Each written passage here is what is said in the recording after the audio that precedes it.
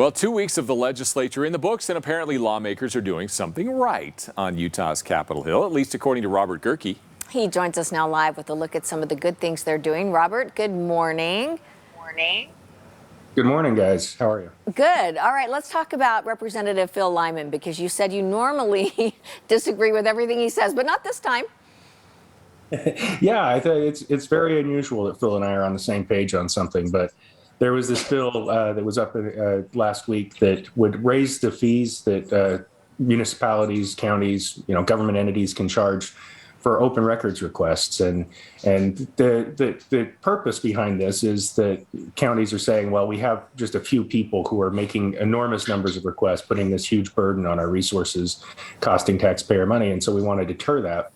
And Phil came at this, for one thing, I'm not sure that this is actually going to solve the problem. They can only charge an extra 15 minutes up front. But Phil kind of came at it with, this is people have the right to pester government and not government pestering people, I think were his words. And if government is in charge, they work for the people, and that people should be able to see what their governments are doing. So this is not a bill that he's supportive of. It did get through committee. He was the only vote against it. So it'll be up in the House this week for a passage in the House, presumably, and then go over to the Senate.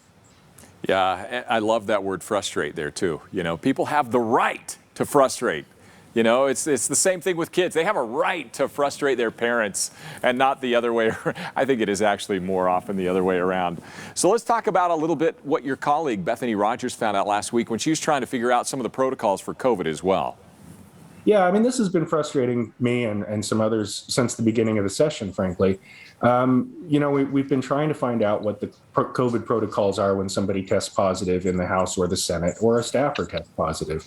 And we've kind of been stonewalled on this. Bethany had asked the House and Senate for a copy of their protocols, and they didn't respond to her. She asked, how many people have tested positive. They wouldn't tell her that. So she asked Senate President Stuart Adams, who, you remember, Stuart Adams tested positive twice on the opening day of the session, and then went out and presided over the opening of the session. And he said, these are issues we dealt with last week, and it kind of just completely stonewalled her. And this has been frustrating to me, because if you've been up at the Capitol during a legislative session, it's not just House members and Senate members. There's scores of staff, there's scores of interns, there's all sorts of lobbyists, advocates coming up to try to, petition their government. They have a right to do that, right? And there have been questions that have been raised. Senator Kitchen, in the first week of the session, raised questions about members who had tested positive and then were still showing up at the Capitol without masks. One member in particular I highlight in the column. And so, there's a right for people to know what these protocols are and what they're doing and how many people are positive, because it's about the safety, not just of the members, but also of the public. And so I think it's important that they have a little bit of transparency on this issue at least. All right, Robert, what else do you see as positive coming out of the legislature in these first couple of weeks? Speaker Wilson kind of took a shot at the Tribune last week, saying we've been trying to create division. So in the spirit of bringing people together, I kind of wanted to touch on some good things. Senator Daniel Thatcher has a bill, and I think we talked about this a few weeks ago, that would protect public employees who have medical marijuana cards from termination or suspension. There's an Ogden firefighter who was suspended solely for having the card, not for being intoxicated or impaired during work, just for having the card. And so he's passing a bill that would clarify that they can't do that. Representative Dan Johnson, who is sponsoring the open records bill we talked about at the outset, has a bill to help acclimate refugee students to their new schools, which I think is a real positive. Representative Matt Glynn has a bill that would limit no-knock police warrants. You couldn't use them in misdemeanor cases. You remember no-knock warrants became an issue during the Breonna Taylor shooting in Kentucky. And so that one got through committee.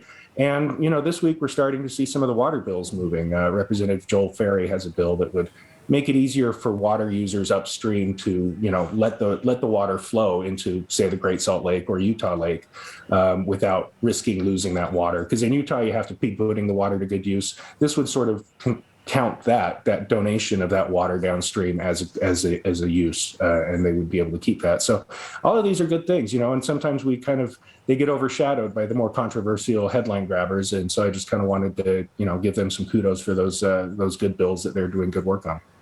Well, lest your new nickname stick, the Great Uniter, next week we're going to have to get back to the hand slapping, and criticism. So don't let this stick.